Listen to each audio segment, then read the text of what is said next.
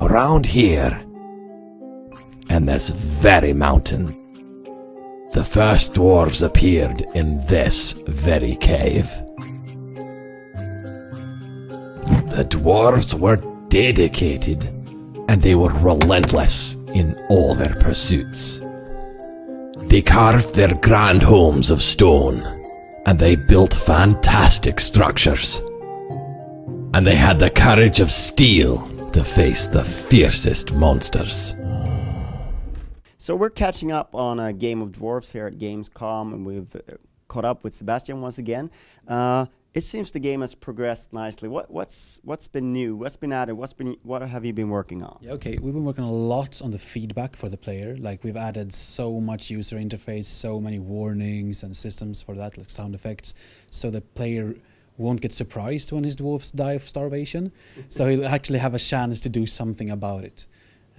We've also worked a lot with having our campaign progressed throughout, like being awesome and being good, having a coherent narrative throughout the campaign. And that has been a lot of work, like writing conversations, making cinematics, cutscenes, stuff like that. Because I guess you start out with a game and it's sort of a sandbox and you get to do whatever you want, because that's perhaps what excites you personally as a game developer most. And then you have to flesh out that sort of thing where you actually teach the player what to do and sort of put them into a mood of maybe playing sandbox later. Yeah, absolutely. Tutorials are one of the hardest thing to do, because for some reason you always do them last, because then you know what the game is. And then you can't explain what the game is. And I can't explain it, and then I'm already a professional player of the game, so I'm like, yeah, it's obvious that you marked with that button. I remember having a friend tell me about a game that he got on quite late, and to open the character inventory you had to triple click on the character. And everyone knew that on the development studio, but no one else ever got it. So it's a big problem when you know everything and you try to explain to someone who's never seen it before. And I guess it's even more of a problem with a game that's, it has a hardcore appeal, but it's got a casual appeal as well. So you got both kinds of players who are going to jump into this. Yeah, absolutely. We worked a lot with that, because the game is supposed to be very approachable to a lot of audiences, and an easy way to do this is to step away from numerics, to be like, this gives 2 smiley faces and not 16 happiness. So it's a lot easier to just grasp the systems as a whole, and to make some of the systems rather that they work by themselves, so that a player that doesn't understand something, he won't be punished for it, but a player that understands them will be rewarded for understanding and exploring the systems in the game.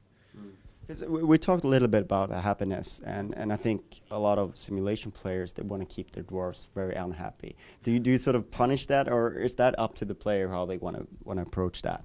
Yeah, the happiness is a special case, because it's hard to explain. So most beginners will have a hard time grasping it.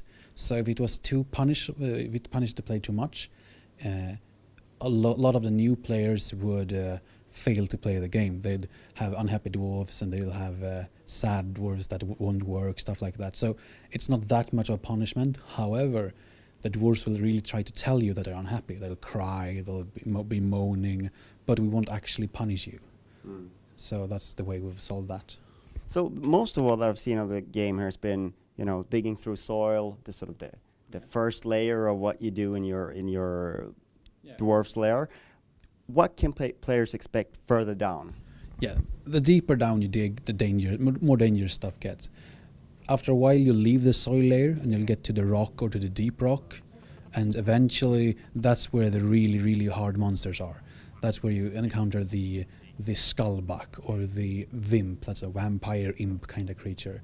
Those really badass things will be sleeping down below, and but that's also where all the really, really nice resources exist, like the obsidian or the dragon force. That's the hardest metal known to man. So I would say that there would be many ways to approach it. You could dig down in several tunnels and try to play it safe, or you could go down all the way and try to quickly grab those good things. So what kind of do you like to have that, so you can have different tactics for it, or what's the idea there? Absolutely, guys. Since if you like take it cool and build several outposts that you man with military dwarves, or build traps and walls and stuff to really make yourself safe even though you dig deep, it'll take a longer time, and your reward will be great. But if you want something really quick, I do like the idea of just digging straight down and see what you might unleash upon yourself. So hopefully you'll survive. Yeah, and you're working very hard to complete the game. What's the prognosis right now and on finishing it? Yeah, we're in the closed beta right now. I'm hoping for an open beta quite soon, and we're still aiming for the Q4 release. And still PSN as well? Not anymore, sadly enough. Oh, No. that's too bad. Thank you very much for your time. Prepare yourself, human, for a game of dwarves. It's all fun and games until someone loses a bearded wife.